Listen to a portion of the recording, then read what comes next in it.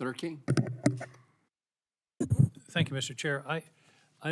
In many of our hearings, we have very well-qualified candidates with terrific backgrounds. I don't think I've ever been in a hearing where we've had two people with the backgrounds that both of you have that's so impressive and important, the perspective that you'll bring to these jobs. So I want to start with that. I also want to start with the fact that all of us here are committed to the veteran community and to doing the best that we can. That doesn't mean we're going to agree, because I'm very concerned about the direction of the department. Mr. Bartrum, let's talk about the contracts. There was a memo that came, an email from the department on July 3rd. VA will avoid a total of about $13.1 billion in cost by terminating or not reviewing 16,000 contracts. And then it goes on to say, I think one of the most preposterous statements I've seen, terminating or not reviewing these contracts will not negatively affect veteran care benefits or services. That's just hard for me to believe. And I've gone through, by the way, was it somebody's idea of a joke? Did you guys laugh about printing this so small that it's virtually impossible to read? Was that somebody's conscious decision, Mr. Bartrum? This is an insult. This is the list. Yeah, sir, I had nothing to do with how the list came over or where it was at, but we can look into that and get you. It would be nice to print it. Paper is cheap, as my father used to say, and print it in a way that we can read it. But I've done a little examination. This is full of contracts for nursing services, nursing home services. You mentioned prosthetics. There are probably a dozen prosthetics contracts that are being canceled.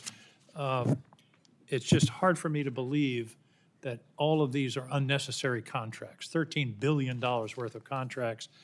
And what worries me is there seems to be a pattern developing of ready, fire, aim in the Veterans Affairs. You started with, first the hiring freeze applied to everybody. Then, oh no, it doesn't apply to medical people. That was a good decision, but it shouldn't have been. It was a decision that should have been made in the first place. Then it was 83,000 people are going to be fired by the end of this year. Now it's 30,000, not fired, but we're going to downsize by 30,000. And I just wonder if, upon review, I can't believe that all 16,000 of these contracts are, and then the email, of course, lists 3 or 4 ones that we would all say, okay, those probably aren't necessary. But prosthetics contracts, nursing home contracts, it really bothers me. And Mr. Bartrum, you mentioned we don't have a good staffing model, and that may well be true. But I think you should start with a staffing model and then decide what the right size of the staff is, not start with 30,000, or a month ago it was 83,000, and work backwards. Do you see what I'm saying?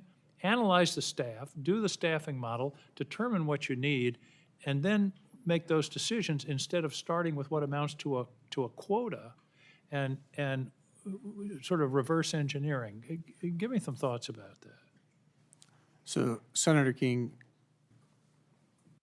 I don't disagree with the way that using analytics and using analytics to determine what you need for staffing and building to the staffing, which is why my earlier comment was I really want to work on what is our staffing and what our staffing should be.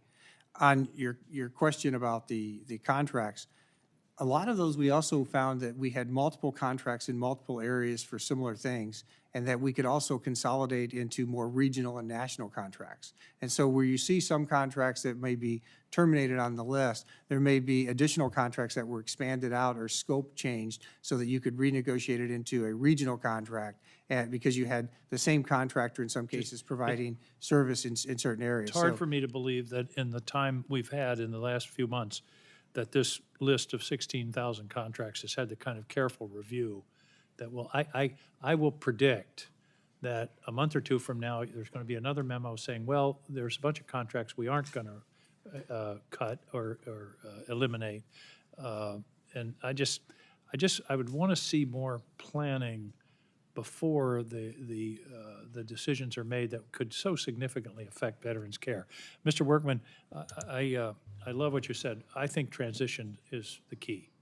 I'm on the Armed Services Committee. I said 10 years ago the Defense Department should spend as much money on transition out as they do on recruiting in.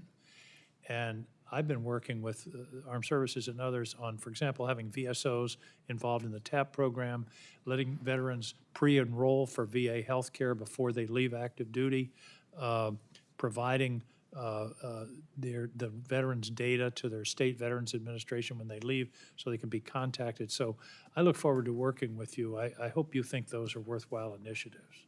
Absolutely, Senator. Thank you. Thank you, Mr. Chairman. I appreciate the time. Senator Sheehy. Thank you, Mr. Chairman. I'll agree with Senator King's comments that, we all care about the veterans here. We